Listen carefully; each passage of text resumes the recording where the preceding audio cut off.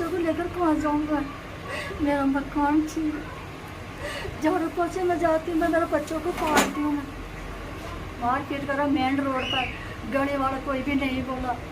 मेरा मुंह में खून खार दिया, थाना में जाकर खेवे, मेरी भाभी मेरे को मारपीट करा।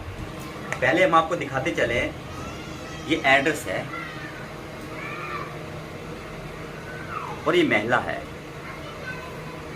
नमस्कार दोस्तों, मैं जेके मीडिया न्यूज अपडेट के साथ देश की राजधानी दिल्ली के उत्तम नगर इलाके से आपके साथ इसमें लाइव तस्वीरों के माध्यम से कुछ ऐसे विजुअल्स के थ्रू दिखाना चाहता हूँ। वो चीज़ें हैं जो आपने कभी सोचा भी नहीं होगा। आमतौर पर आपको पता है, जब कोई व्यक्ति बीमार पड़ता है तो उसको हॉस्पिटल लिया जाता है, उन्हें दवाइयाँ दी जाती हैं, उन्हें इलाज होता है। लेकिन कभी कोई ऐसा भी व्यक्ति देखा हो जो परिवार में ही उनके बेटा या सास या बहू या कोई भी व्यक्ति हो जो धोखा करते हुए नजर आते हैं। ऐसी वारदात हमारे सामने आई उत्तम नगर से।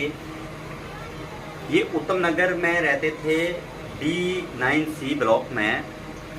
यहाँ पर ये अपने हस्बैंड के साथ रहते थे। इनके हस्बैंड ने मकान बनाया था और जब बीमार पड़े, वो बीमारी के हालात में क्या होता है इनके साथ कि दवाई की पर्ची पे साइन कराया गया और वो प्लेन पेपर पे साइन कराया गया। उस पर सिर्फ एक साइन करने की वजह से पूरी प्रॉपर्टी जो है उनके भाइयों ने और उनकी माँ ने हड़प दी। इनको हवाला दिया जा रहा है कि ये प्रॉपर्टी हमारा बेटा हमारे नाम किया है। आप जानते हैं, जिस व्यक्ति के 2 बच्चे होंगे, आखिर वो प्रॉपर्टी किसी के नाम पे क्यों करेगा? जब अपने बीवी है, बच्चे हैं, सब कुछ होता, मकान बनाया है, पैसा उधार उठा के मकान बनाया, इन लोगों के लिए सब कुछ किया। लेकिन उनकी माँ का कहना है, ससुर माँ का कहना है इनकी कि वो मकान जो है बेटे ने हमारे नाम किया है और हमारे को दे के चल दिया। आगे ऐसे कोई कैसे कर सकता है? कोई भी व्यक्ति अपने बच्चों को रोड पे लाने के लिए क्यों सोचेगा? ऐसा कुछ नहीं होता। एक धोखा हुआ, एक धोखे के साइन की वजह से पूरी प्रॉपर्टी जो है खत्म हो गई और इन बच्चों को रोड पे आना पड़ा। अनपढ़ थे, इन्हें पता नहीं था कि साइन किस पे कराना था, किस पे नहीं। ये उनको अपना मान के चल दिए, लेकिन उन्होंने ऐसा कर दिया, इनके पेट पे खंजर भूक दिया, आज इनको रोड पे लेके आया। और इसके बाद इनके साथ मारपीट हुई। 2017 में जब इनके हस्बैंड की डेथ हुई, उसके बाद इस साथ मारपीट शुरू किए लोगों ने करना, इसको टॉर्चर करना शुरू किया। जब ये मेंटली टॉर्चर हुई, डिस्टर्ब हुई और इसका सामान भी निकाल के बाहर फेंक दिया गया 2 साल पहले, और किसी तरह से आज ये अपनी ज़िंदगी बसर कर रही है। कभी किसी के घर में, कभी किसी के घर में, कभी रिश्तेदारों ने इस समय इनको शरण दी है 2-4 महीने, 6 महीने के लिए, और 6 महीने ने यहाँ भी हो गई है। अब इनके पास न रहने के लिए घर है और न ही खाने के लिए राशन है, न कोई इनकम सोर्स है। 2 बच्चों के साथ ये रोड पे है। आइए इनके ही मुँह से सुनते हैं कि आखिरकार इनके साथ क्या बीता है। ये जो कहानी है, आप मुझे ये बताइए कि जो आपके घर का मैटर चल रहा है, पूरा मैटर खुल के बताइए आप। तो मेरा आदमी ख़त्म हो चुका है, तो मेरा आदमी ख़त्म हो गया, तो चलो सास ने देव ने मेरे से सोच रहा है मेरा परिवार है, चलो कोई बात नहीं। लेकिन चलो जो मेरे को चलो धोखा से साइन करवा लिया, मेरा आदमी ने साइन करवा लिया। अब मकान प्रॉपर्टी सारी छीन लिया, छीन कर रोड पर से मेरा सामान करवा दिया। 2 बच्चों को लेकर कहाँ जाऊँगा। मेरा मकान थी, झाड़ू पोछे में जाती मैं, मेरे बच्चों को पालती हूँ। ये मकान किसने छीना है? क्या नाम है उनका? देवन सास में 11 देवी इस पर, और ये 2 जना ने छेड़ा है। मेरी दुकान मकान में रोड पर सामान गिरवा दिया, मेरे को मारपीट करा मेन रोड पर, गली वाला कोई भी नहीं बोला। मेरा मुंह में खून खार दिया, थाना में जाकर खेवे, मेरी भाभी मेरे को मारपीट करा। और मेरी पत्नी को, मेरी माँ को उल्टा इंजाम के कह दिया कि मेरे को है ना, जब घर से चाहे मेरे को निकाले जा रहे। और वहाँ पर जाकर मेरे को झूठा नाम लगा दिया कि पूरे मकान मांग रही है। अब ये मेरी सास है ना, जो मार पीट कर मेरे घर 4 कपड़े साड़ा में जाकर केस लगा दी, मेरे ऊपर केस चला।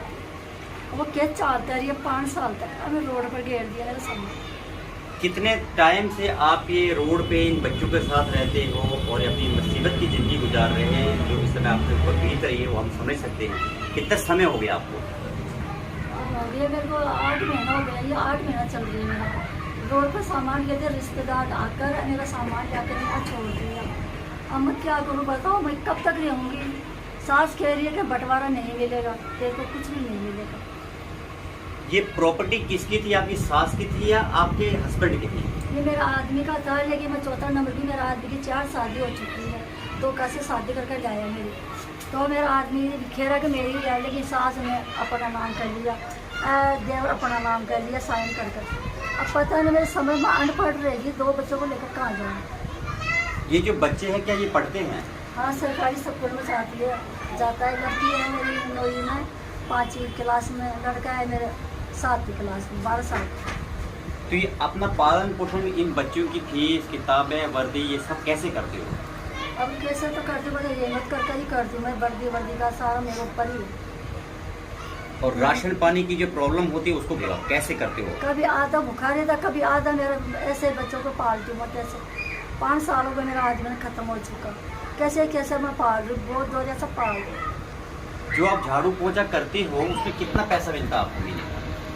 मिलता है मेरे को 3,500 रुपये मिलता है, ज़्यादा नहीं मिलता, वहाँ से कुछ भी नहीं होता। तो आपने ये जो आपकी सास ने और आपके देवर ने जो मकान छीना, क्या आपने उनके किसी रिश्तेदारों को या एरिया के सरपंच को या कहीं और जगह बोला कि मेरे मकान छीना गया? मैं तो किसी को नहीं बोला, लेकिन वहाँ पर गई थी कानूनी में, उन्होंने मेरा मकान छीन लिया। तो तेरे को बोला था भाई, तो भाई इसका बंटवारा कर लो। तेरी सास है ना तो बंटवारा कर रही है, लेकिन मैं सोची मैं नहीं, मैं इसमें रहूँगी, मेरा आदमी छोड़ कर गया थी, मकान ले लूँगी। लेकिन मेरी सास है ना, लेकिन बिठाई लेडीज़ को वहाँ पर घर में ले जाकर मेरे को मार पीट कर रही सास है। मेरा मुंह में खून का आ गया, मेरे दिल की बीमारी है, दिन दयाल मेरी दवाई चल रही है। ये जो सास आपको पिटाई करती थी, ये अकेले पिटाई करती है, देवर पिटाई करता है? देवर तो मेन रोड पर मारता, देवर तो घर से मारता होली चौक पर ले गया था, सब गली देख रहा था। माटी में लेटा कर बुरी तरह से मार रहा था, मुँह में खून काट दिया मेरा, और मेरा हाथ तोड़ दिया। क्या देवर के अगेंस्ट आपने फिर पुलिस कंप्लेंट नहीं की? मैंने गया था थाना पर, लेकिन थाना वाला तो पुलिस वाला सुना ही नहीं गया उत्तम नगर की। लेकिन उसको छोड़ दिया, पैसा भर दिया, लेकिन उसको छोड़ दिया, लेकिन मैं तो कोई सुनाई करेंगे। ये जो मारपीट आपको हुई है तकरीबन कितनी बार हुई है? 2-3 बार कर दिया देवर ने सास में 2 बार कर दिया। 2 बार। तो जो ये पूरी वारदात होती है, जब ये आपसे मारपीट करते हैं, क्या दिल्ली में जो महिला आयोग काफ़ी एक्टिव दिखता है महिलाओं के अगेंस्ट, महिलाओं की सेफ्टी के अगेंस्ट, वो चाहता है कि महिलाओं को कोई प्रॉब्लम क्रिएट ना हो, तो क्या आपने 181 पे कॉल किया? मैंने करा था सियारी में कर दिया, मैंने मेरा पंचायत में करा था, 3-4 बार वहाँ कर दिया, वहाँ जाकर भी आई थी, दफ्तर भी जाकर आता, कोई सुनाई ही नहीं करा। घर पर लेडीज आती वो भी सुनाई नहीं करा। लेकिन देवर ने सास ने झगड़ा करे, आज 12 साल हो गए मेरी शादी में, टॉर्चर करिए मेरी सास ने देवर ने। अब जहाँ यहाँ रह रहे हो, क्या यहाँ से भी निकलने का अल्टीमेटम है आपका? मैं तो कब तक रहूँगी मैं यहाँ पर, लेकिन वो तो आश्रम दिया बेचारा राम को, तो उसका भला हो तो मांगे ससुरा लगता, वो तो वो मेरे को दिया। अब कब तक रहूँगी मैं यहाँ पर? दोस्तों कुछ बच्चे भी हैं, इनसे बात करें। बेटा आप ये बताइए, आप पढ़ती हो? हाँ। किस क्लास में? 5th में। तो ये राजधानी दिल्ली की तस्वीरें हैं। दोस्तों आप लोगों ने नोट किया है कि पिछले कुछ सालों में देश की राजधानी दिल्ली का महिला आयोग एक मिसाल बन के पैदा हुआ है। ये हमारे शब्द नहीं है, महिला आयोग के जो अध्यक्ष है स्वाति मालिवाल, उनका कहना है कि पूरे देश में हम लोगों ने कानून बना लिए कि महिलाओं को टच भी नहीं कर सकता। लेकिन ऐसे में इस महिला की बात कहानी आप सुनते हो, एक व्यक्ति, इनका देवर जो जिस तरह से इनको मारता पीटता और परेशान करता है, कितनी मुसीबतें कर करके ये बच्चों को पढ़ा रहे हैं। इस समय बच्चों को पढ़ाने के लिए फीस इनके पास नहीं है, किताबें नहीं हैं, घर में राशन नहीं है, खाने पीने की दिक्कत है, पैसा नहीं है। तो ऐसे में जो मकान छीन लिया गया है, ये बेघर भी हो गए हैं। बेघरों की संख्या इसीलिए बढ़ रही है, आप भी नोट करिए, क्योंकि कहीं ना कहीं जो धोखा करने वाले लोग होते हैं वो अपने होते हैं। अपने उन लोगों से आप सावधान रहिए जो आपको बिल्कुल क्लोज समझते हैं।